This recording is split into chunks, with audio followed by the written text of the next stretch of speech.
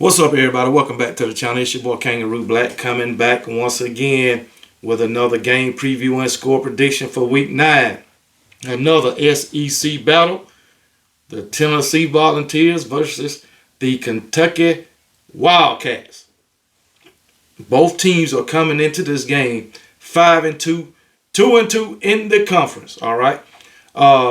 Tennessee, they done lost to Florida and Alabama. They only got one SEC East loss, so they still got a chance to make it to the SEC championship.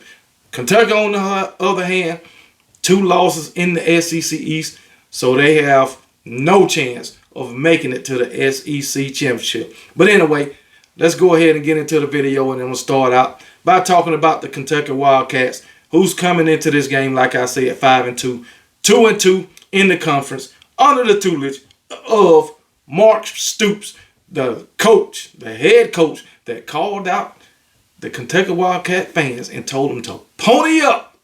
You need to donate some money. Go deep in your pocket, baby. But anyway, Kentucky, their offense is coming into this game averaging 352 yards per game, 196 passing, 155 rushing. The rushing look damn good, but they ain't even averaging 200 yards a game passing. And against Tennessee, they might need it. But anyway, for the defense, giving up 346 yards per game, 250 passing, 95 rushing. The offense is only averaging 5 more yards than the defense is giving up. You got to be better than that. I mean, a whole lot better than that, okay? But I like the run defense. They're giving up less than 100 yards per game, which is always good. But you're averaging only 5 yards more than what you're giving up on defense. That's not a recipe for success. Kentucky, they ran off 5 wins in a row to start the season, and they done lost their last 2 against the Georgia Bulldogs and the Missouri Tigers, 2 quality SEC opponents. Okay, they was playing these mediocre programs, won 5 straight. All except for Florida. I don't think Florida mediocre. They up and coming. And Kentucky ran all up and down the field on Florida. But other than that, they don't have, in my opinion, a quality win. All right? So like I said, last 2 games, Missouri and Georgia, they got handled. I'll just put it that way. But anyway, Devin Leary, I don't know what happened to him. When he was at NC State, he was balling out. 2021, this guy threw for 35 touchdowns, 7 interceptions. 2022, he was injured. Only played in like 7 games, I think. But since he been at daggone Kentucky, it's like he never played the daggone quarterback position. The dude is, we're going to say, less than mediocre at daggone Missouri. He got 1,300. He done passed for 1,377. 1,377 yards, 14 touchdowns to 7 interceptions. Terrible. Terrible. I mean, Jesus. You got half your touchdowns, you got half your touchdowns, interception, 14-7. Come on now. Got to be better, baby. And against the Tennessee defense, you might have your hands full. I'm letting you know that now. All right. Ray Davis, we know that's the main guy on the offense. Their running back, he done ran for 781 yards, 8 touchdowns, and in the passing game, 193 yards with 5 touchdowns. He's got a total of 13 touchdowns. Now, Kentucky have only been in the end zone 25 times, and Ray Davis, 13 of those 25. Over half of the touchdowns have been by Ray Davis. So, terrible, terrible, terrible. The other running backs, McLean, 137 yards, 1 touchdown. And then Devin Leary, he done chipped in a touchdown. And Dennis Sumo, 125 yards, 1 touchdown. All right. So Ray Davis in that run game is the guy. And seemed like he's the guy in the passing game too, because he got 5 touchdowns through the air. So he done scored more than anybody else. As far as receiving touchdowns also. So it is what it is. But you got Tavion Robinson, 338 yards and 3 touchdowns. Dane Key, 282 with 2 touchdowns. And then Josh Caddis, 35 yards, 2 touchdowns. And you got 2 other receivers with 1 touchdown. This receiving core is not it. Maybe that's why maybe that's why Devin Leary looked so damn terrible. I mean, Jesus, man. This is sad. But their defense has, I think, a total of 11 turnovers, 7 interceptions, and 4 fumble recoveries, which that is good. That is good. They only got 4, 7, 10, 11, 12, 13, 14 sacks. 16 sacks on the season. They need to get better in that area. All right, I believe they done played 8 games, 7, 8 games. So, yeah, that's about 2 sacks a game, but they going to need more than that. I'm going to just put it bluntly to you. They going to need more than that. I ain't going into tackles for loss because, shit, the offense can't seem to put points on the board against damn quality opponents. I'm going to just tell you that. They put up 21 against Missouri, 13 against Georgia. Everybody else, Florida, they put up 33, Vandy 45, Akron 35, Eastern Kentucky 28, and Ball State 44. Like I said, they was playing less than stellar opponents, we'll put it that way. But then when they got to the big boys, got the brakes beat off them.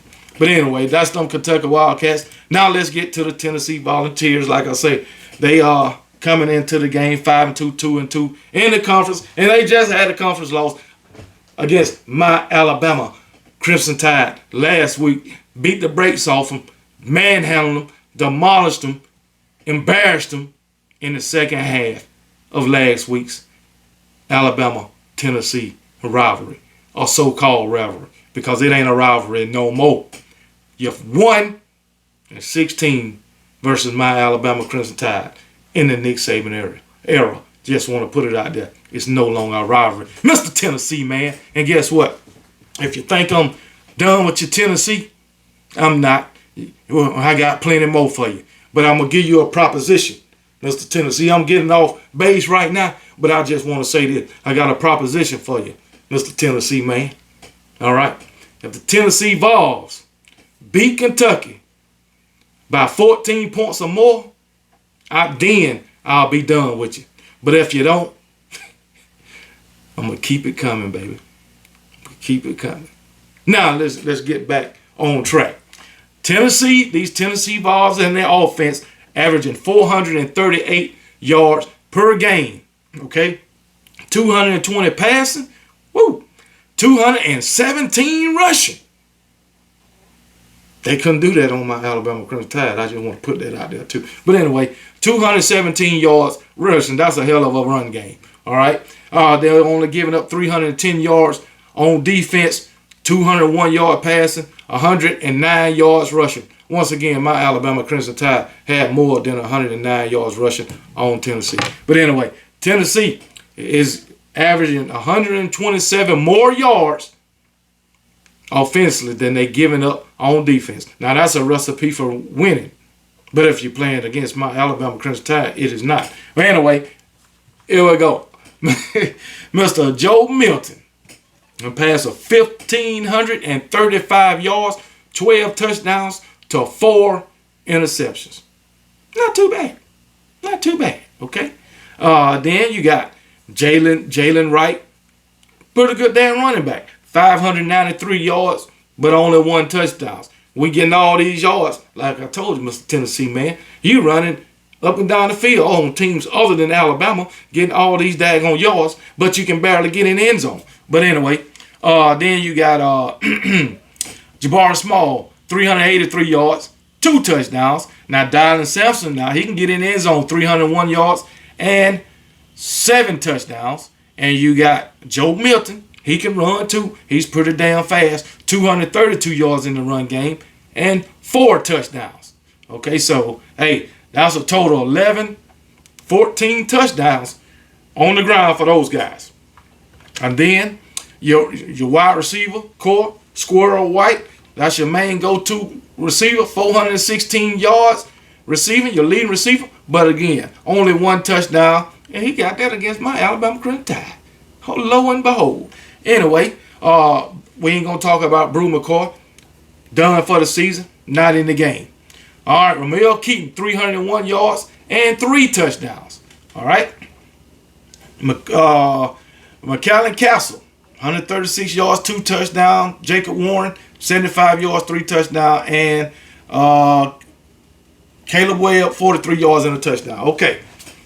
They don't have a bad offense. I'm going to just put it. They don't have a bad offense. They can score. They can run the ball. And Joe Milton showed me last week that he can throw that damn ball. And he can be accurate. Yeah, and for a lot of those Tennessee fans that saying Joe Milton was the reason that y'all lost, no, he was not. You can't blame that loss on Joe Milton. Plain and simple. Because he was doing his job, at least last week, he was. All right. As far as the defense, oh, they got 7 interceptions on the season, so they can get after. They can get after it too. And they got 2 fumble recoveries, so they got 9 turnovers on the season. Not too bad. Now Tennessee, they got way more sacks than daggone Kentucky. Tennessee done had some sack fest. Okay, so they can get to the daggone quarterback. They can get tackles for loss because they got several tackles for loss too. Maybe probably in the 50s right now. So the defense is legit. I can tell you that. The defense is legit. You know, at least they was until they met my Alabama Crimson Tide. You know, they was legit in the first half. Second half, they folded. They folded, man. I'm telling you, man. So it is what it is, man. You win some, you lose some. So, but anyway, and I forgot to mention Josh Heupel. That's the head coach of these boys. So they's on the tutelage of Josh Heupel, okay? I don't know if Josh Heupel still, you know how they call it, distraught from last week. Because the last time I seen him at the podium, he was a little bit distraught, okay? So hopefully he feel better this week, all right? But I'm going to pick, let's get to my score prediction. I am picking Tennessee to win this game. And like I said, Tennessee, you win by more than 14 points. 14 points or more, I'll leave you alone. But if you don't, I'm going to keep it coming. And that's the only way, Tennessee fans, that I'll get off your back. Okay, I'm just letting you know that. But anyway, yeah, I got Tennessee winning this game. And let me write down my little score prediction. I got Tennessee winning this game. Let me get my little... I got Tennessee winning this game. And guess what? I'm getting Tennessee. I'm going to get Tennessee. I think they can score on this Kentucky defense. So I'm going to give Tennessee 31 points. And I'm going to give Kentucky, because I don't think they're going to be able to run like that, the way they ran on Florida, on Tennessee. If they do, it will surprise me. So I'm going to give Kentucky, no, I'll give them 20. No, I'm not giving Kentucky 20. Hell no. I'm going to give Kentucky 17. I'll give them 17. 31-17 Tennessee. Okay? So Tennessee, you know, I got love for you. I got love for you. But it damn sure ain't much. You can believe that. And guess what, Tennessee? It will surprise me if Kentucky beats y'all, okay? It will really surprise me, okay? But if they do, don't blame the refs. I found out you blame the ref in the Florida loss, and now you blame the ref in the Alabama loss. So if you lose another one against Kentucky or anybody else, don't blame the refs. It can't be the refs all the damn time. Maybe you need to look in the damn mirror, okay? Just shut up about the damn refs. None of your losses was the damn refs' fault. Okay? So shut up about that. Because it ain't the refs' fault when you daggone win. So nobody want to hear that shit.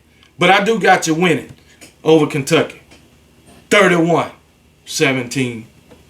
Roll damn Tide.